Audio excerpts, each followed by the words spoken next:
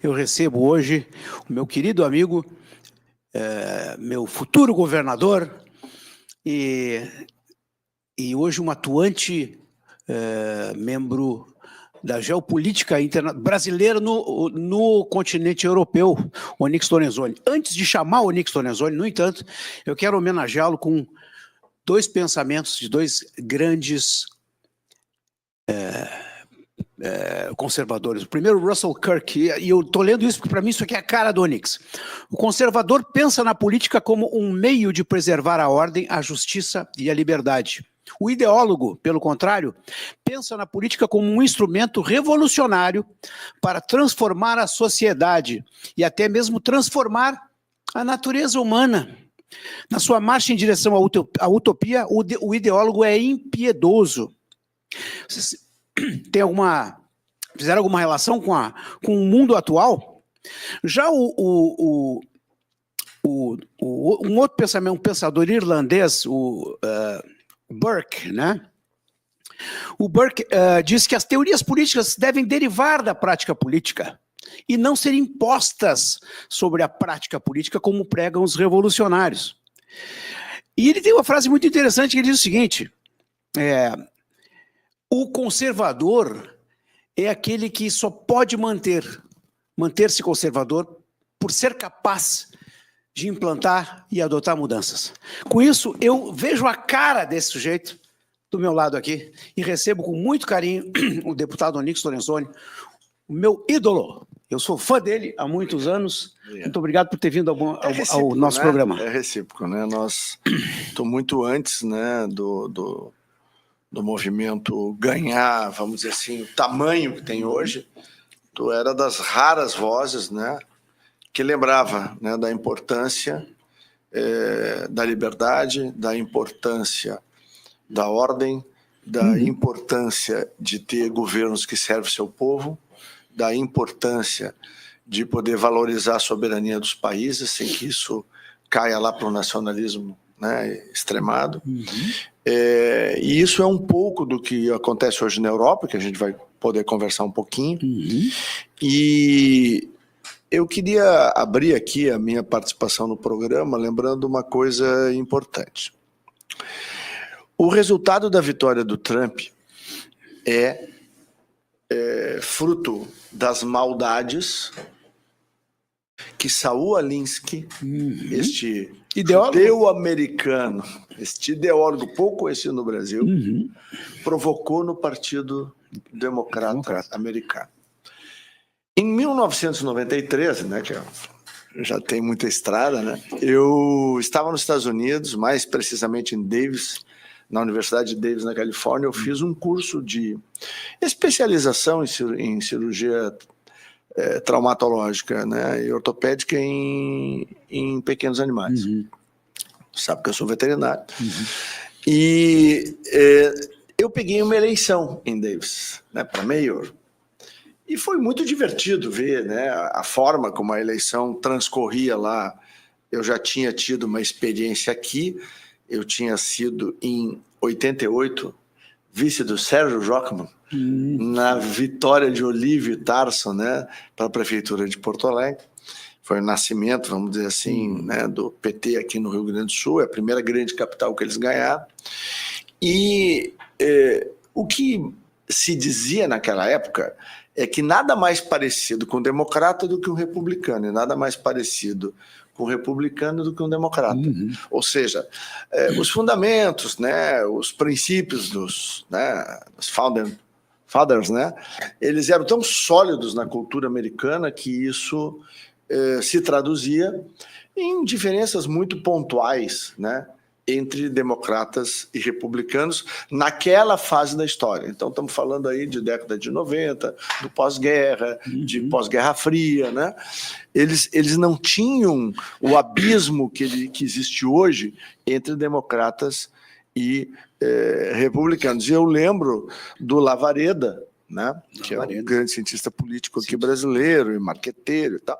E o Lavareda, numa reunião no velho PFL, né, com todos os grandes caciques, Marco Maciel, Jorge Bornhaus, dizendo que a palavra democrata estava na mente do brasileiro e, por essa razão, ele havia proposto algo ao qual eu sempre me contrapus, a troca do nome de PFL, né, que era Partido da Frente Liberal, né, por Partido Democrata, né, que aí seria só democratas, né, como de fato foi.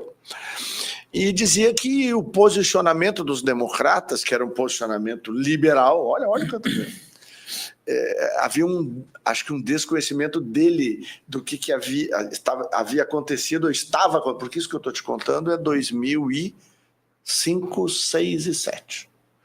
Pouco.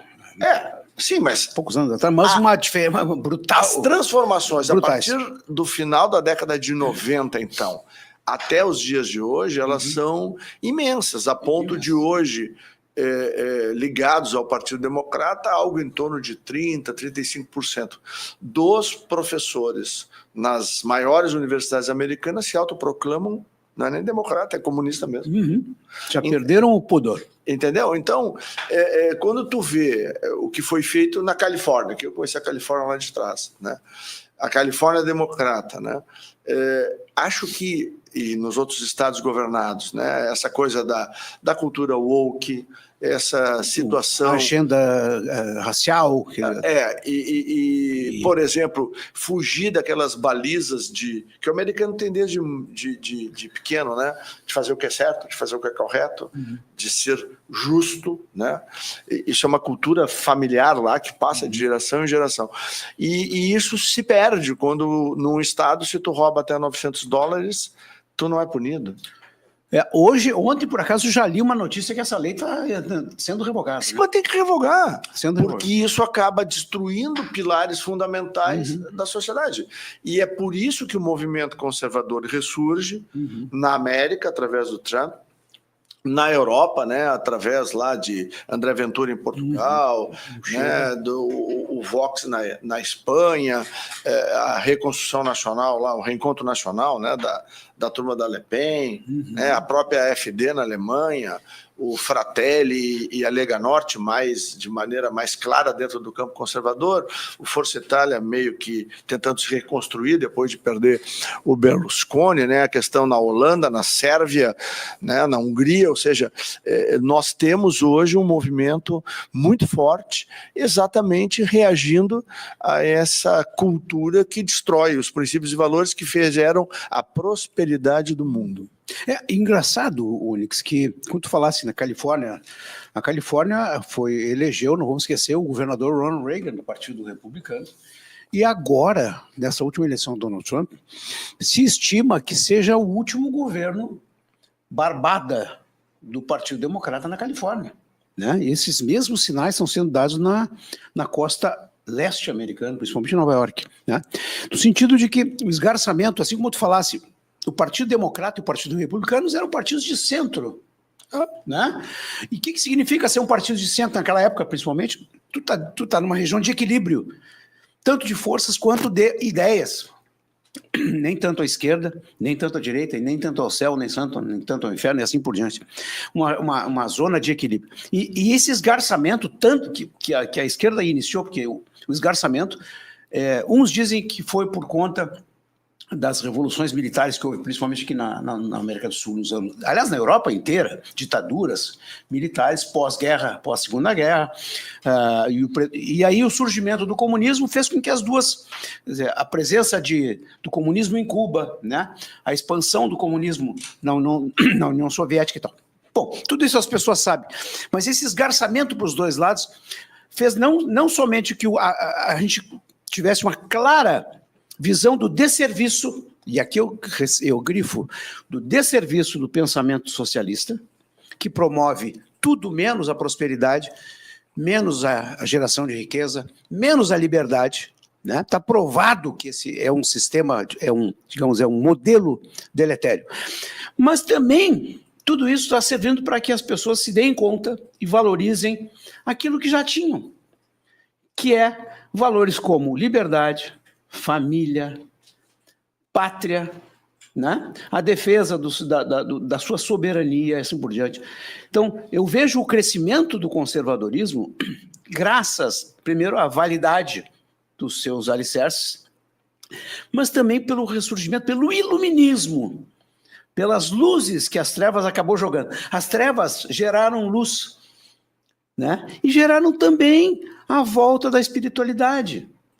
Geraram a fazer com que as pessoas se voltem de novo para Deus, que voltem de novo, se voltem de novo para os valores judaico-cristãos, muito importantes, que hoje também estavam sendo esquecidos, tais quais caridade, solidariedade, pensar no outro, em vez de pensar só em si. Tô certo?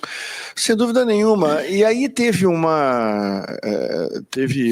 conjunto de associações, né, que acabaram potencializando todo esse movimento que nasce, né, da guerra cultural, né, proposta por Gramsci e aperfeiçoada logo depois da queda do Muro de Berlim e do final da União Soviética. Na verdade, a queda de braço entre capitalismo e comunismo, ela se deu no pós-guerra. Uhum. E essa queda de braço, ela demonstrou que o comunismo não tem capacidade de responder para o ser humano, para as aspirações do indivíduo, para aquilo que é inegociável, né? Para mim que creio, né? Deus nos dá a vida, Deus nos dá a liberdade. Daí para frente nós saímos escolhendo. Uhum. Né, que caminho nós queremos seguir, né?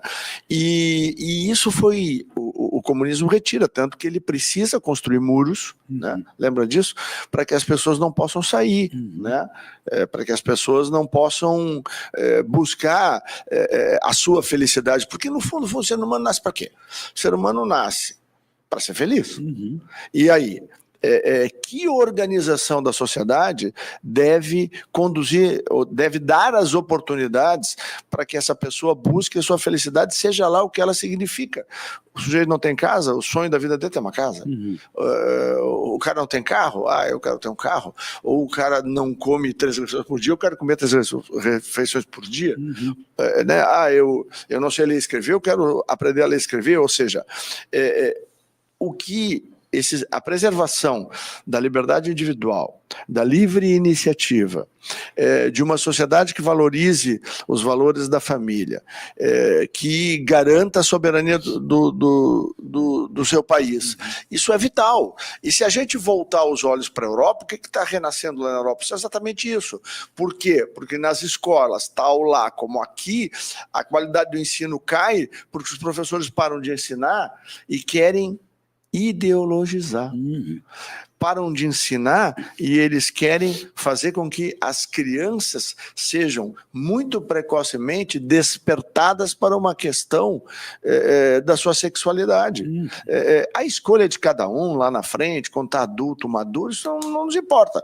Agora, uma parte desse movimento woke, ele está alicerçado nessa causa identitária, e essa causa identitária, ela faz a destruição da família, ela faz a destruição do indivíduo, e o indivíduo solto, sem amarras afetivas com a sua família, sem amarras afetivas com o pertencimento de ser de algum lugar, de uma cidade, de um estado, de um país, sem ter fé, esse sujeito é uma presa fácil. Ele é facilmente capturado, e aí ele vai ser um servo, né? Absolutamente não crítico, de uma linha política ideológica, e é o que a gente muitas vezes vê andando nas ruas de Porto Alegre, andando nas ruas pelo Rio Grande do Sul, no Brasil. A gente vê pessoas que estão tão fanatizadas pelo processo, e esse fanatismo nós encontramos na Europa, nós encontramos em toda a América Latina, e também passamos a encontrar nos Estados Unidos. Essa foi a surpresa dos últimos 10 anos nos Estados Unidos. A ascensão dessa linha de pensamento. E agora há uma reação da sociedade buscando de volta, né, fazer a América ser grande de novo. Nós queremos fazer o Brasil o trem voltar para o trilho, ou seja, a nossa democracia voltar a ser estável.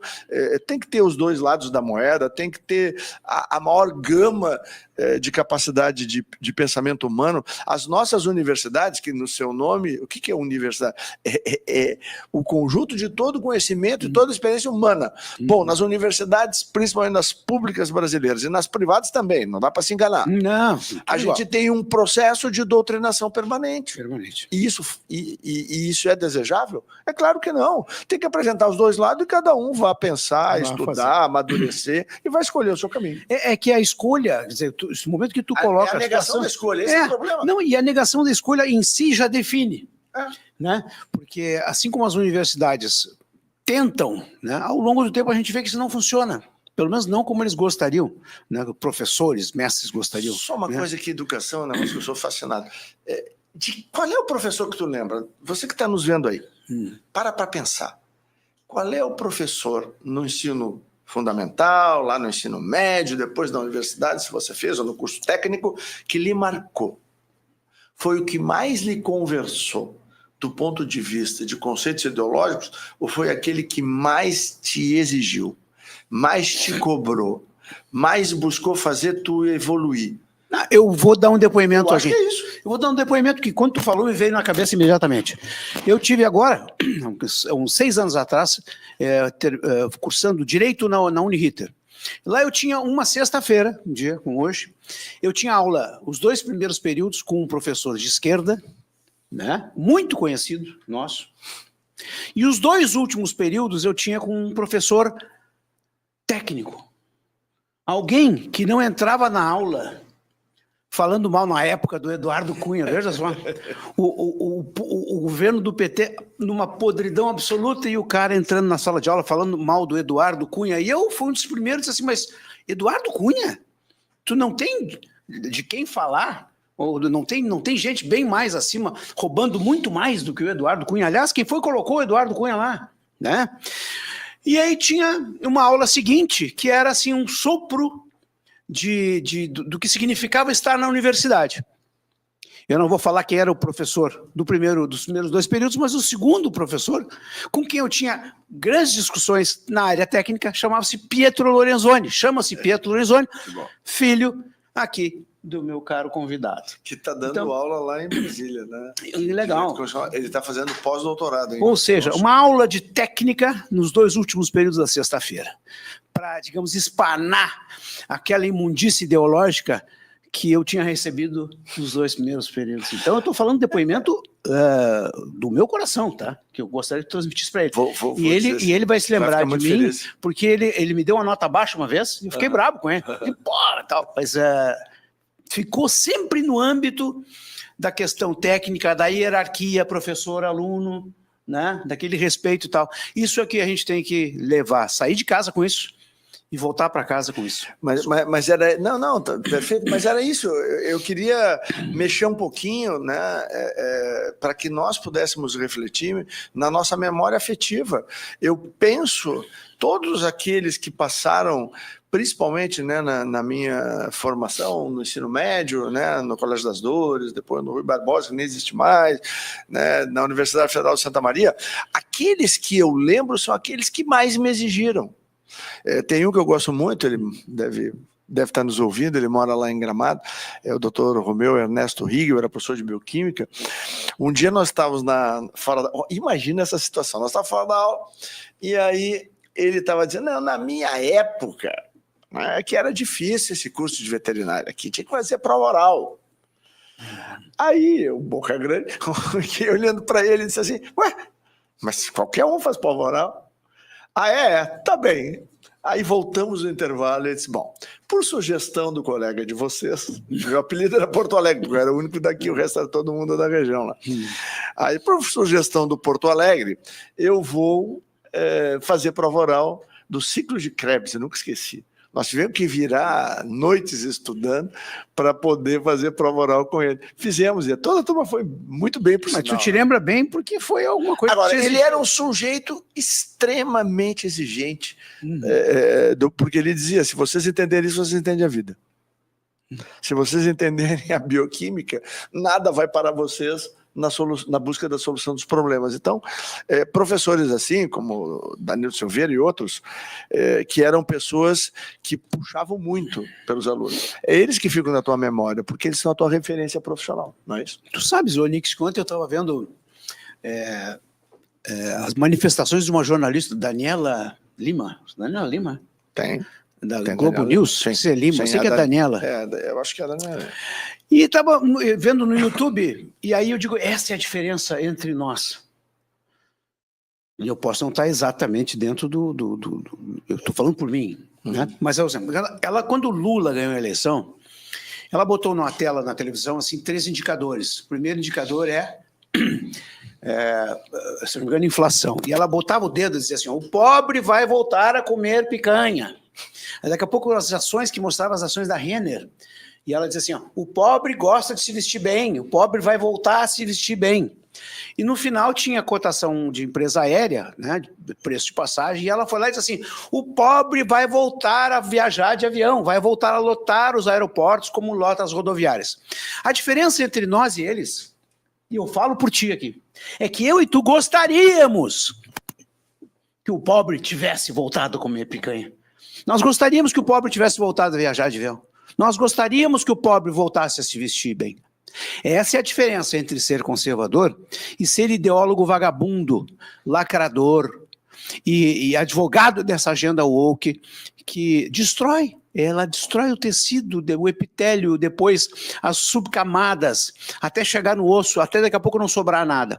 A diferença é que nós gostaríamos que o pobre viajasse. Estou certo? Há uma grande diferença entre governos de perfil conservador-liberal, né? Vamos usar assim para ser mais amplo. Eu estou muito preocupado em que a discussão política no Brasil, no campo, vamos lá então, da direita, ela ganha em amplitude. Ou seja, houve um momento onde nós tínhamos que trabalhar, vamos dizer assim, de forma a fazer a preparação e a formação, né, de uma parcela da sociedade, poder entender as diferenças entre o campo daqui e o campo dali, mas eu acho que o grande recado que a urna deu no Brasil é que as pessoas querem, primeiro, a solução dos seus problemas. Segundo, governos que sirvam. Elas repudiaram os governos que se serviam das pessoas. E que criavam mais problemas. E isso não são palavras vazias. Isso significa o conceito. Quando tu, por exemplo, a gente está falando sobre livro há pouco, eu saio daqui do programa e vou fazer as primeiras 2 horas, né, de trabalho para produzir o próximo livro que eu devo lançar em abril, maio do ano que vem. Não falei para ninguém. O livro vai se chamar Quem Cuida Melhor dos Pobres, a esquerda ou a direita. E esse livro ele vai ser editado em português, português, italiano, inglês e espanhol. E o objetivo é trazer a experiência que eu tive a honra de coordenar um grupo extraordinário de pessoas, de técnicos, uma boa parte deles com esse claramente conservadores, né, ou de inspiração liberal, no Ministério da Cidadania. E lá nós nos defrontamos com o seguinte: quando eu cheguei lá, e eu chego lá em fevereiro de 2020, a equipe que tocava o Bolsa Família era a equipe da fundação do Bolsa Família, eram as mesmas pessoas. Lá nós tínhamos naquela época em torno de entre 10 e 11 milhões de pessoas beneficiadas, tinham 13 milhões, tinha uns 2 milhões na fila, uns 13 milhões na fila, né? E depois nós descobrimos que as pessoas tinham um programa, como elas voltaram a ter agora, e é por isso que muitas pessoas vêm aqui no programa do Guilherme, né, e falam de que tem dificuldade com mão de obra porque as pessoas não querem abrir mão, né? Então, quando nós entendemos que havia um empossamento dos pobres, primeiro, o cadastramento do cadastro único, o famoso CAD único, ele era e voltou a ser feito pelas prefeituras.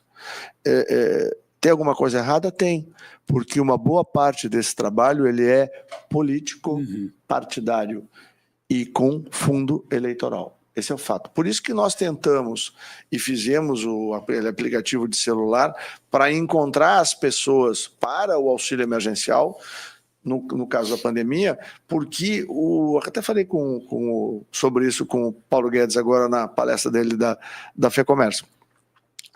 Aquela decisão que nós tomamos, ela permitiu que nós encontrássemos quase 20 milhões de invisíveis. Imagina, um país que tem 210, 215 aí, né, milhões de habitantes.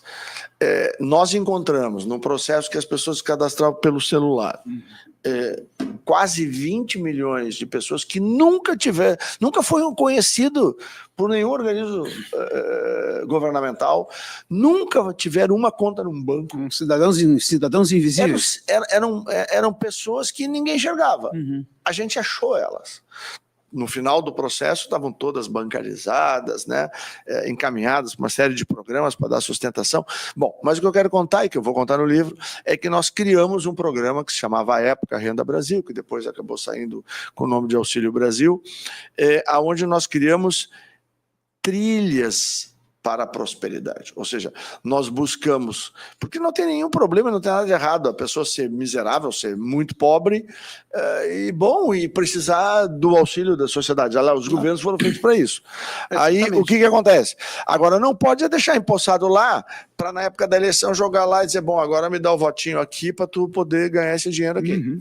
Não. A ideia que nós fizemos era justamente ter rota para que as pessoas pudessem sair da miséria, ir para a pobreza, virar classe média, ou seja, era justamente, exatamente, mas sempre a pessoa assistida, protegida, cuidada, e duas trilhas muito interessantes, elas foram buscadas para os filhos, para a geração futura dessas famílias. Uma, através do esporte, né, que é bastante óbvio num país como o Brasil, e a outra através da educação. Pela primeira vez na história, uma criança, de um ano para outro, se ela tivesse, em relação a si próprio, um acréscimo de 10% na sua média, então sair de 4,6 né, para 5, vamos lá, né, que não é nenhuma maravilha, mas demonstra um avanço, um esforço.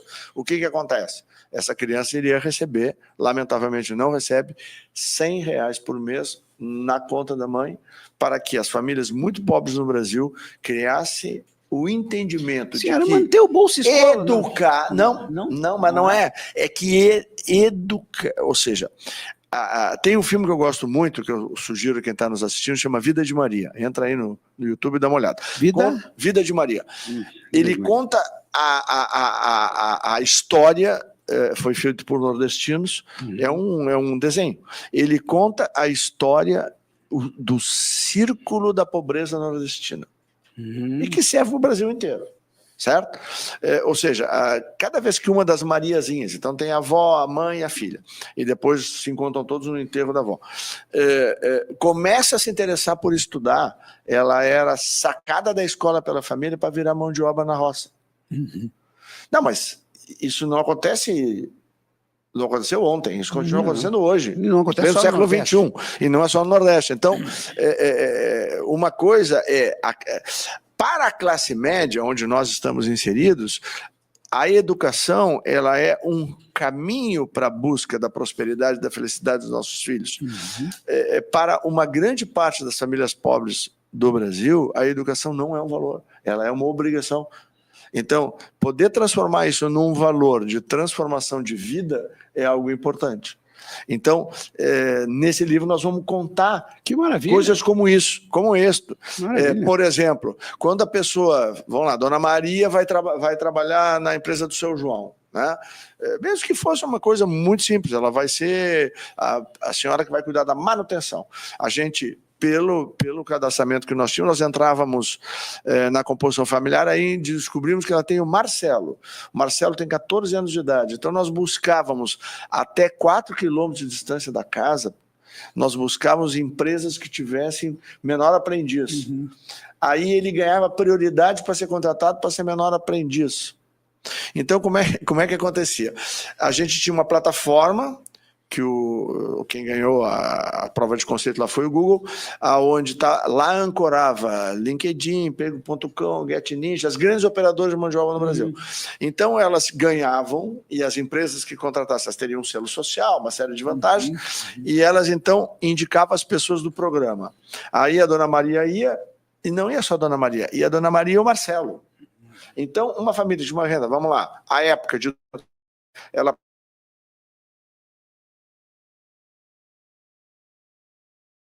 se não tivesse creche ou escola infantil pública, ela ganharia, na época, mais R$250 para buscar aonde deixar o seu filho. Perfeito. Então, esse tipo de visão, que é uma visão bastante ampla, ele tinha como objetivo dar sustentação para a família, principalmente através da mãe, porque a gente não pode esquecer que a célula... na maior parte das famílias, quem é o sustento da família é a mulher. É a mãe, né? Claro. Então, só para ver como se trabalhou. Isso eles não tinham, a gente introduziu e eles chegaram lá e desfizeram tudo. Como Criança Feliz. É impressionante. Quando eu cheguei lá, o Criança Feliz tinha 840 mil crianças, mais umas 120 mil gestantes. 950 ou 60 mil crianças no ventre da sua mãe. Isso tudo está falando no âmbito do Ministério da Cidadania, que tu eras do ministro. Era um programa, então, o criador desse programa, que foi premiado internacionalmente, foi Osmar Terra, né, que é uma pessoa que eu tenho profundo respeito e admiração, e ele cuida das crianças de 0 a 36 meses. Por quê? É nessa fase etária que se desenvolve, se a criança for adequadamente estimulada, o fator inteligência e a capacidade de aprendizagem e retenção. A criança que não é estimulada nesta fase etária, não adianta depois, tem que ser exatamente nesse período.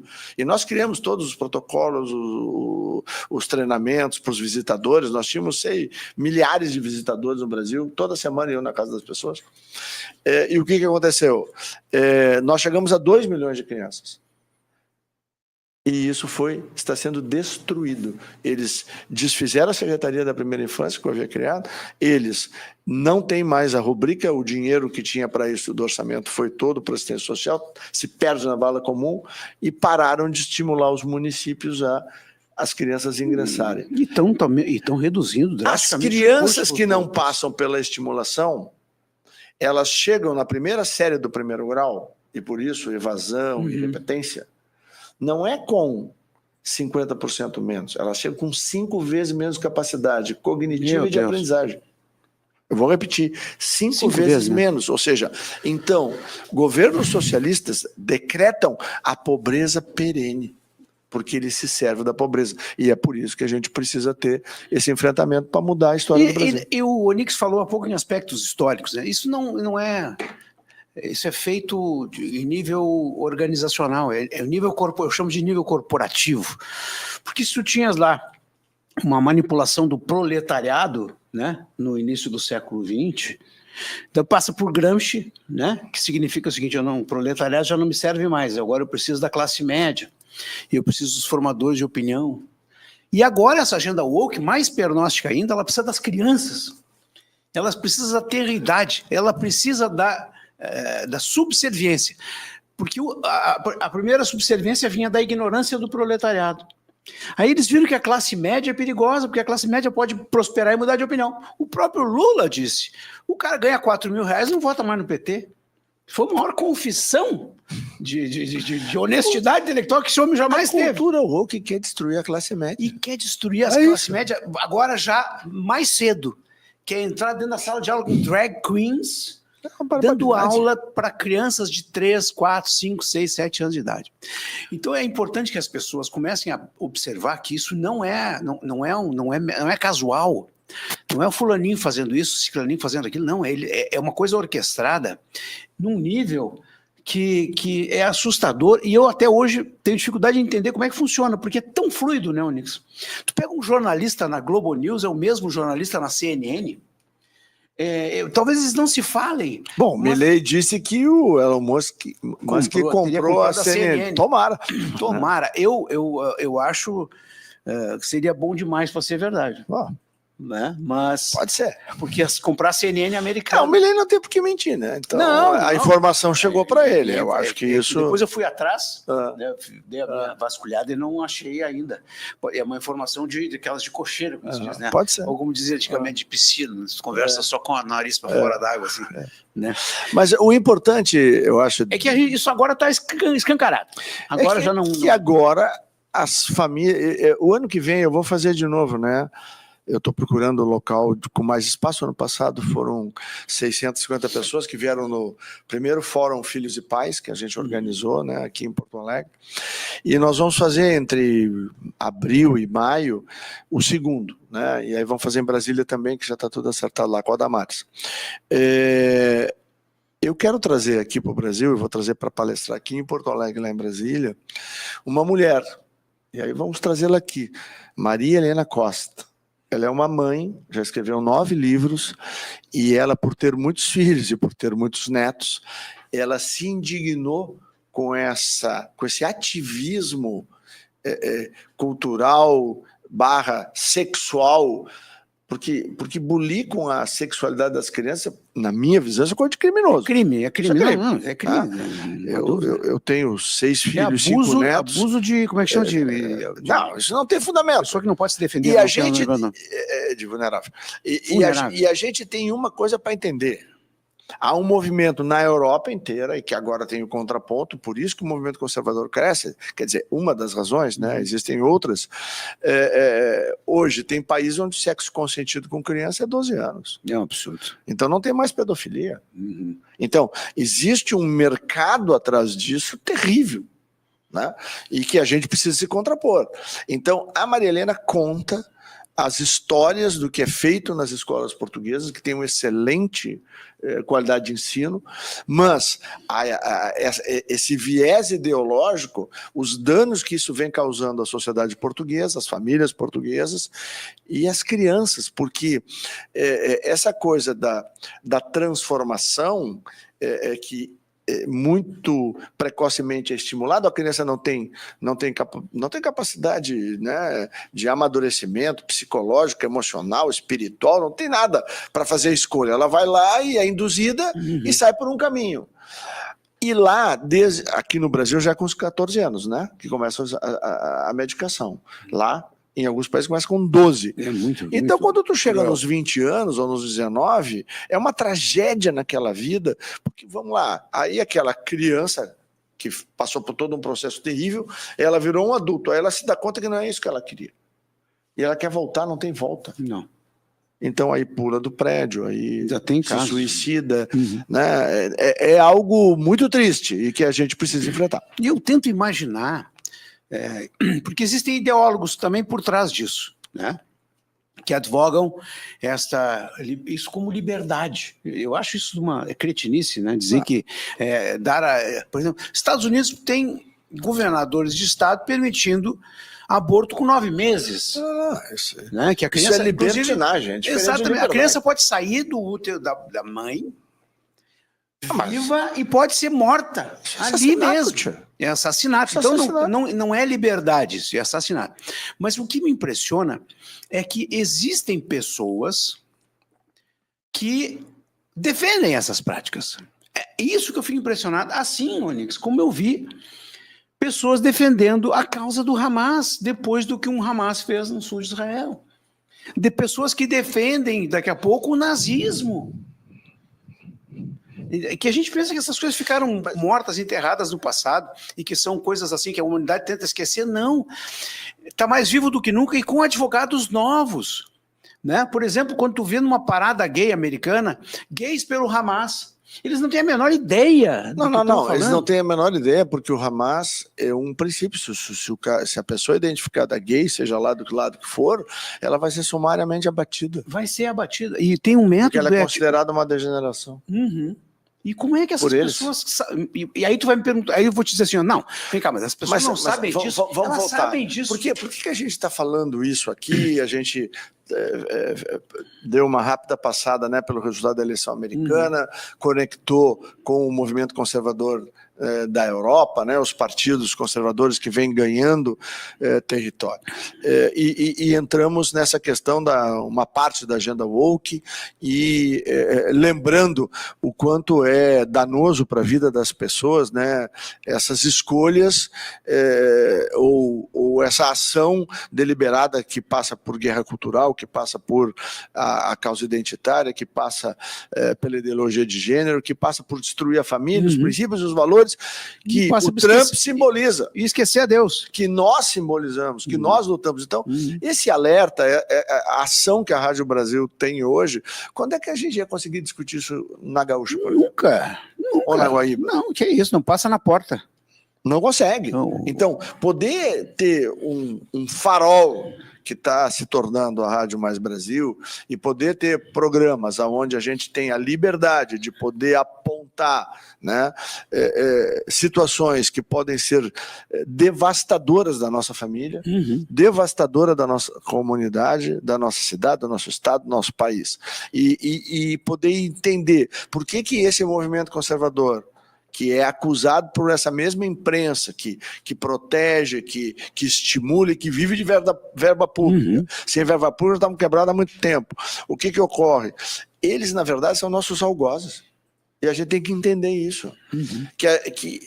Aí alguém pode dizer, não, mas isso aí é para o Donix, que é político. Não, de ser político, eu sou pai, eu sou veterinário, eu sou cristão. Nós precisamos, na verdade, voltar a discutir os princípios e valores que nós queremos que a nossa cidade, que o nosso estado, que o nosso país vivencie. É isso. As pessoas têm toda a liberdade do mundo para escolher o caminho que vão fazer. Perfeito. Agora, isso ir para dentro de escola, isso ir afetar a integridade das nossas famílias, isso fazer com que o Estado, então, aumente barbaramente. Gente, essa reforma tributária que foi feita no Brasil, isso é uma tragédia para as próximas gerações. E a responsabilidade vai ser apontado o dedo para a nossa geração, porque nós permitimos que isso acontecesse. Então, se você que é empresário, você que é profissional liberal e está difícil sobreviver, está difícil manter as pessoas que trabalham contigo, se está difícil poder prosperar, melhorar o carro, melhorar a casa, bom, estas decisões estão tomadas e são derivadas do voto que você dá. É simples assim. E olha, como eu não sei quem foi que disse, né? Que aqueles que não se preocupam com política vão ser governados por aqueles que se preocupam, né? E que atuam não pensando só em si ou no seu quintal, mas ficam pensando na sua vizinhança. Há pouco ainda falei que eu não fico feliz em saber que uma promessa eleitoral feita por esse governo do PT que não se cumpriria, não se cumpriu e jamais será cumprida, né? Nós, diferentemente deste tipo de atuação social, a gente não advoga, talvez por isso que a gente não ganhe sempre, né, Onix? Porque a mentira não faz parte da metodologia de convencimento. Não. Eu não sou capaz de chegar para alguém e dizer assim, ó, se tu me fizer tal coisa, eu vou te dar tal coisa quando eu me eleger. Eu jamais elegeria alguém que fizesse isso ou que atuasse dessa forma. Mas essa é uma agenda que é quase atávica do socialista. É aquele que promete... Primeiro, ele não tem noção do que é o que é república. Nem a palavra, assim, a república, coisa pública, que não é dele, é de todos, é do pagador de imposto. E, nesse sentido, tem que respeitar o dinheiro que não é seu. Tem que respeitar o dinheiro do pagador de imposto. O mais fácil do mundo é gastar o dinheiro dos outros. Gastar o dinheiro dos outros.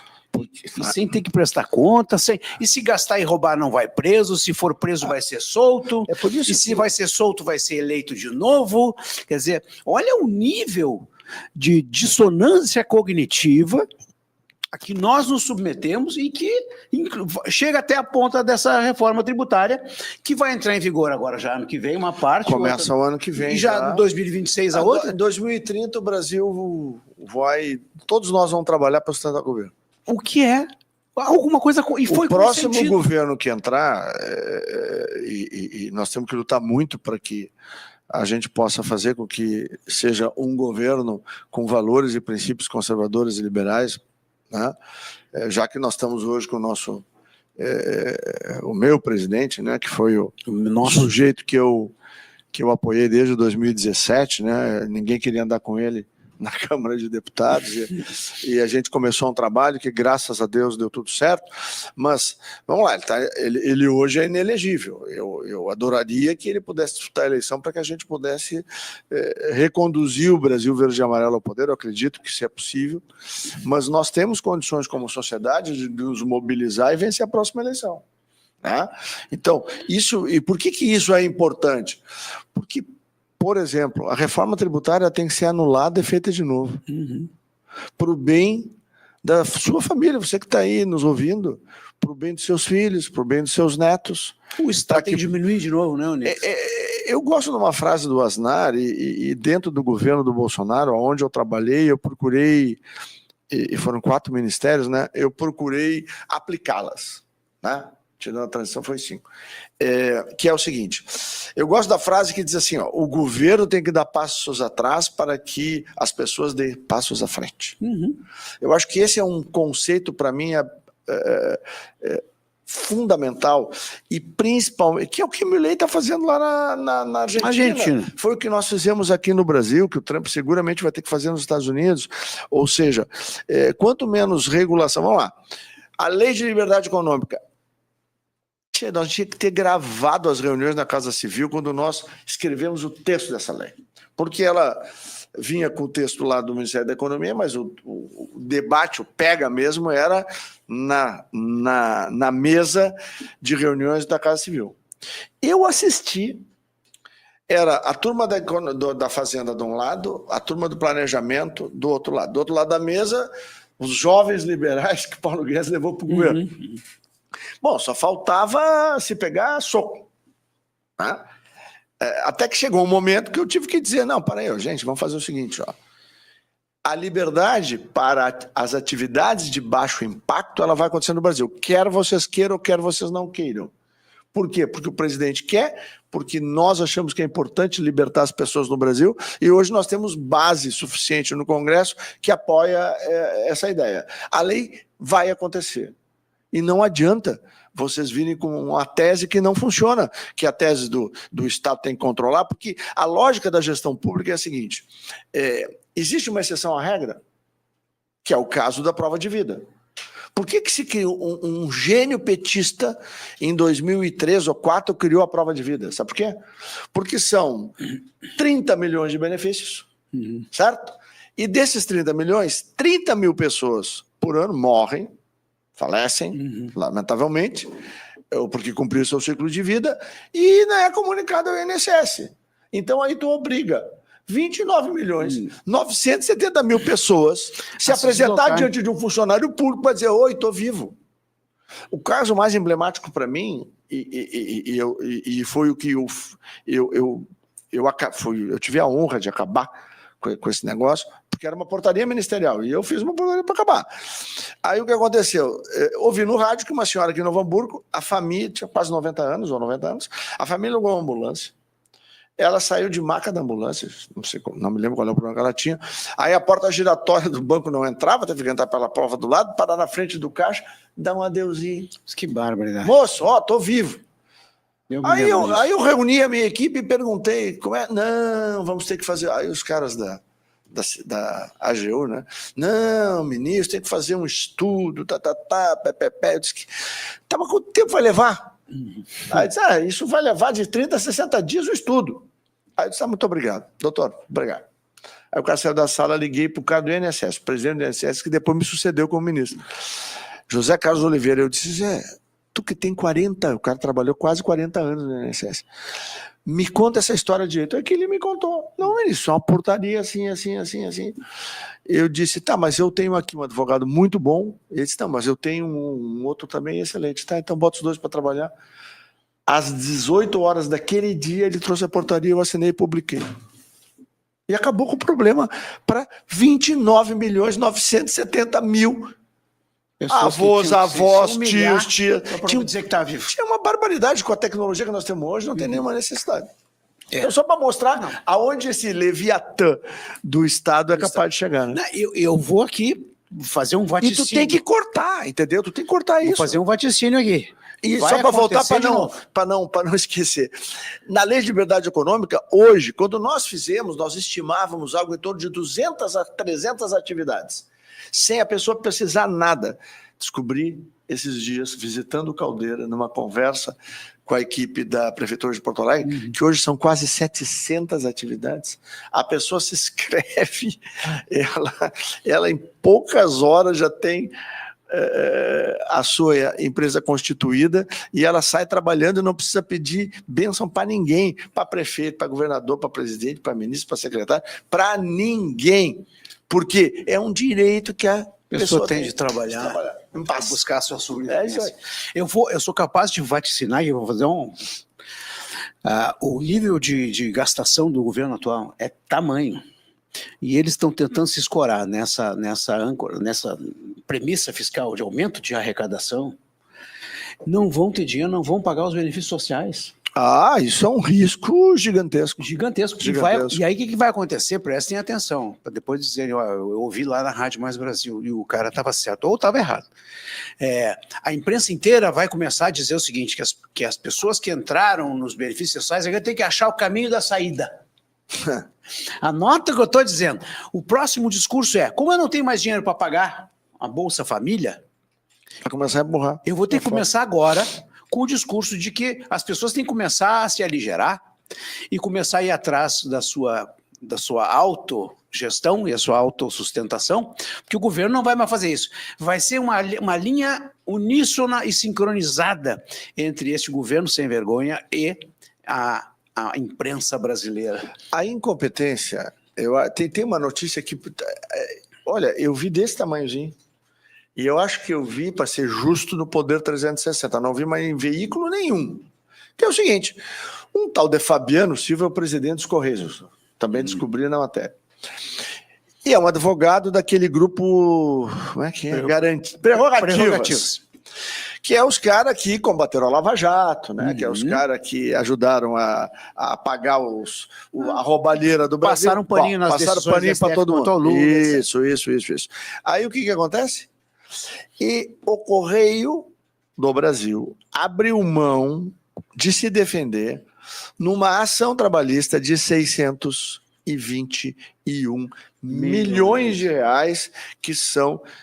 inventaram lá uma taxa de entrega de não sei o que para pagar para os funcionários.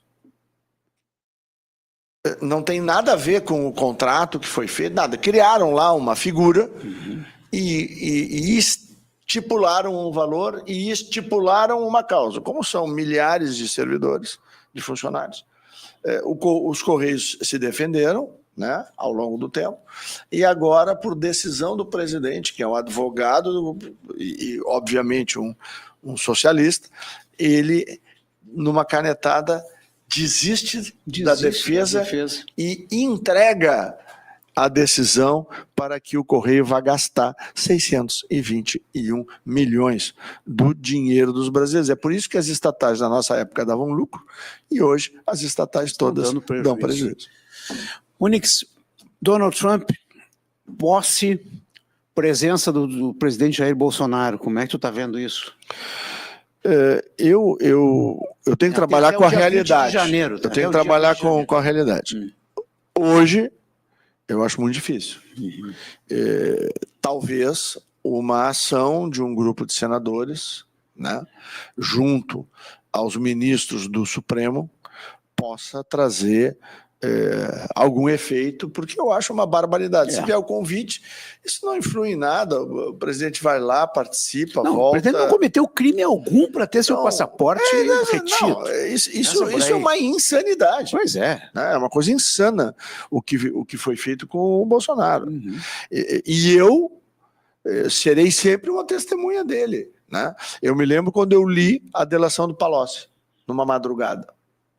Eu recebi ela no início da noite, e aí eu comecei a ler, e aí enfiei na madrugada. Isso que eram umas 3 horas da manhã, eu olhei no celular dele, e ele estava lá, porque ele tem disso, ele dorme 2 horas, 1h30, é assim, né? Ele dorme em pílulas, o Bolsonaro.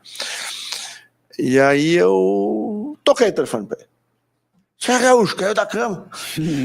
Aí eu disse, não, cara, eu li agora, eu vou te mandar uns trechos, mandei para ele uns trechos da delação do Palocci, onde o Palocci, além das barbaridades todas, ele dizia que toda sexta-feira ele levava de 50 a 100 mil num envelope em dinheiro e entregava para o Lula. Tá lá, ele...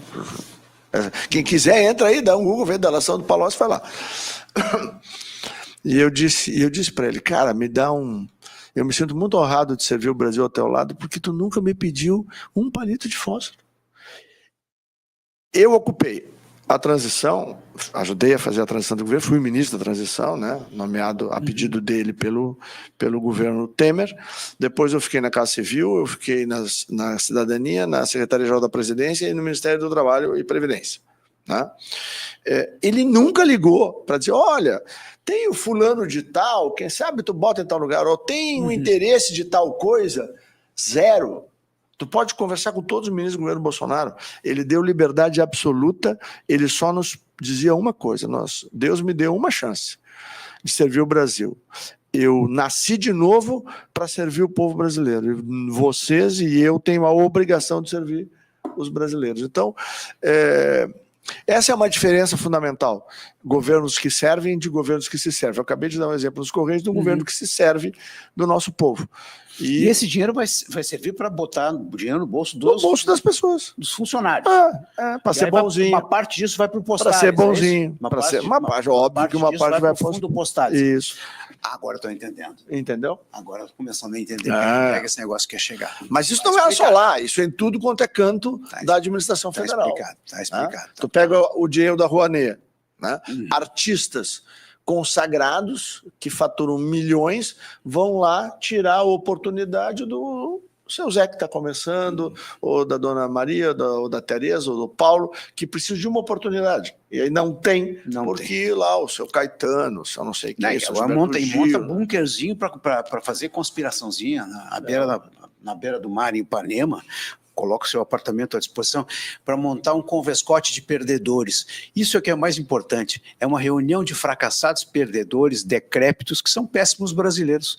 E é isso que está ficando claro no mundo inteiro. Ficou claro agora com a eleição do Donald Trump.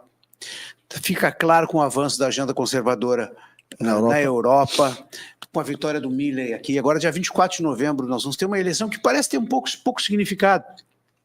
Mas o fiel da balança da eleição no Uruguai vai ser a vitória do Donald Trump. Com certeza absoluta.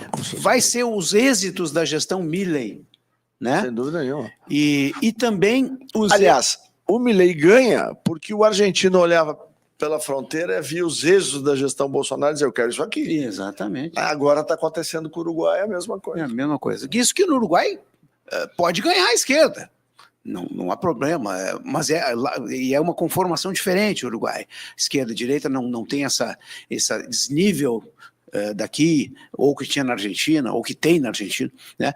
Mas de qualquer maneira, provavelmente o fiel da balança que vai dar, porque vai ser uma eleição apertadíssima agora no dia 24, vai ser, na minha opinião, a vitória do candidato do Lacaille Pou, né? E da direita. A eleição do Trump. E o sucesso, né, os êxitos da gestão do Milley, eu acho que devem embalar e dar a condição de, na chegada, nem que seja no beijo, né? Exatamente. E no Brasil, nós não podemos esquecer, por exemplo, que a presença do Elon Musk no governo Trump. Ele vai participar, de alguma forma, na gestão Trump, como colaborador, ou daqui a pouco até como ministro de Estado. Ele não negou essa possibilidade. E lá nós vamos ter um cara cuja empresa dele foi estuprada por um ministro do Supremo Tribunal Federal. Eu não estou usando o termo estupro em vão, não. Foi uma violência legal tão brutal contra a liberdade de expressão, contra a liberdade de imprensa, que eu não tenho dúvida que o Elon Musk está com esse cara aqui, né? E o Brasil inteiro está. E é importante que essas reações comecem a ser mais fortes, no sentido de que o Brasil retome não um papel de junção de meia dúzia de BRICS, que nem aconteceu agora, que chega só nos envergonhar, né? Mas que volte a ser um país com perspectiva dentro da arena global, dentro do cenário mundial, como um país livre, como uma democracia, como um lugar onde não seja... Aliás, engraçado, se tu pegar filmes antigos dos anos 50, 60, 70, o bandido, quando fugia, ele fugia para o Rio de Janeiro, não é verdade? Porque a única... Pigs, né? A terra da impunidade não é de hoje, mas isso tem que acabar. Né? Isso tem que acabar. E a gente tem que lembrar que o Brasil tem um patrimônio que ninguém tem no mundo. Nós temos água, que é o bem mais precioso da humanidade, mas que, lamentavelmente, né, pelos excessos da esquerda e da alavanca do ecologismo, né, que a esquerda apregou no mundo todo. Essa, né, é uma pauta, a agenda woke dá um programa inteiro, ou seja, o que foi, né? Aliás, vamos ter esse programa a enchente. O que foi a enchente? A enchente foi o volume d'água conjugado com o assoreamento dos rios. É isso. É isso. E aí por quê? Porque a agenda do ecologismo irresponsável e ideológico impede que o rio seja dragado e impede que se retire areia, que seja não tem problema nenhum, desde que feito com cuidado, com fiscalização. Ou seja, esse equilíbrio que nós precisamos ter. Agora nós vamos ver, vai comentar aqui e vai te lembrar de mim. Janeiro, fevereiro e março teremos estiagem no Rio Grande do Sul. Teremos principalmente na fronteira com o Uruguai, nós estamos falando do Uruguai. Tá? Muito bem. No Rio Grande do Sul chove algo como entre 13.500, dependendo da região, 4.500 milímetros por ano. Onde é que guarda? Como guarda? Não guarda. No Rio Grande do Sul é um dos raros lugares do mundo onde é praticamente impossível guardar água e usar a água do subsolo para fazer irrigação. Se nós irrigássemos, nós produziríamos 2 vezes ou 3 vezes mais do que nós produzimos. Mas aí não tem ninguém, nem governo federal, nem governo estadual, com cérebro e cabeça para poder fazer a alavancagem que o Rio Grande do Sul merece. E, além disso, nos coloca em risco, e eu estou muito preocupado, porque nós tivemos um volume de água fantástico no ano passado, não fizeram nada. Tivemos agora de novo uma tragédia horrorosa, né? E que vai ficar marcado o resto da minha vida, porque a minha mãe falece na segunda-feira, com 93 anos, tem a vida linda, graças a Deus, e eu estava aqui, na terça-feira, no velório dela, eu saí do velório dela para dentro d'água, e assisti toda aquela devastação, porque o forte das chuvas e da enchente foi no sábado, na sexta e no sábado, anterior. Então, o que está sendo feito para evitar, para prevenir? Parece que essa palavra prevenção não existe no alfabeto de quem governa o Rio Grande e o Brasil há muitas décadas. E nós vamos ver, agora eu vou sair aqui com o Onix, nós vamos na janela aqui do 17º andar daqui onde dos nossos estúdios da Rádio Mais Brasil, nós vamos ver as novas ilhas. Eu vou te apresentar as novas ilhas, dá para ver daqui. Né, as novas ilhas formadas por essa falta de dragagem, de desassoreamento. E eu nasci aqui na Ilhota. Os mais antigos lembram, né? Que aqui é onde hoje ali, né, tem o ginásio ali do Lupicínio, né? A Ilhota é onde nasceu o Lupicínio Rodrigues, né? Muitos atletas do Grêmio do Inter. Bom, eu nasci ali e eu assisti a conquista do território do Rio, né? Na década de 70, né? Na década de 80, e a gente caminhava 3, 4 passos e já tinha um buracão. Hoje tu vai caminhar quase 1 quilômetro água na canela. Né? Então, é claro, se tu não tem, se está assoreado, o que acontece? Água. Nós vamos falar, coincidentemente, por coincidência mesmo, eu vou conversar na segunda-feira com o cientista Tiago Maia, que é inclusive cientista nuclear, mas é também um cientista climático, e ele bate muito nessa tecla, né? Ele comentou comigo esses dias pelo WhatsApp, né? Porque a gente eu entrevisto as pessoas, acabo ficando ali. E ele estava dizendo o seguinte: olha, Glauco, o pessoal está falando que a exploração do petróleo na margem equatorial é perigosa por causa da foz do Rio Amazonas. Sabe quantos quilômetros está a ideia de perfuração de petróleo da Petrobras da Foz do Rio Amazonas, na margem equatorial? 540 quilômetros. Quer dizer, é tudo camadas e camadas de mentiras, de formação. Eu, como entrevistei também aqui semana retrasada a doutora Rebeca Jiménez, que fala muito na questão da destruição da psique, né, da alma, da inteligência e da dissonância, aumento da dissonância cognitiva das pessoas através da imprensa, da desinformação e tal. Junta tudo isso com Marx, com Lenin dizendo acuse-os do que você é, do que você faz, né? E a gente chega nesse caldo de cultura que nós estamos vivendo hoje. Mas, se Deus quiser, nós temos aqui do lado um guardião de grandes valores, uma pessoa que eu tenho a honra de chamar de meu amigo. E sempre, desde que eu me conheço, tenho meu voto e continuará tendo. Glauco, querido, eu só quero dizer uma coisa. Muito obrigado pela tua presença aqui no Mais Para todo mundo refletir agora no final de semana. A vitória do Trump nos livra da guerra de Esequibo. Dá um programa para ti. Ótimo. Por quê? Porque todo aquele movimento da Venezuela, apoiado pela Rússia, estava preparado para que, se Kamala ou Biden continuasse, a invasão da Guiana e a tomada da maior reserva petrolífera em qualidade de petróleo, em volume de petróleo. Para que você tenha uma ideia, Esequibo é maior que todos os árabes e o mundo árabe unido, todos. Então, a vitória do Trump bota um freio, porque nós iríamos ter uma guerra na Amazônia. E agora, graças a Deus, é mais difícil que ela aconteça. Os dados de evolução econômica da Guiana, depois da exploração do petróleo lá, são impressionantes. Motivo pelo qual desperta a inveja, e aí é a inveja, né? A inveja e a cobiça daqueles de sempre que a gente conhece bem.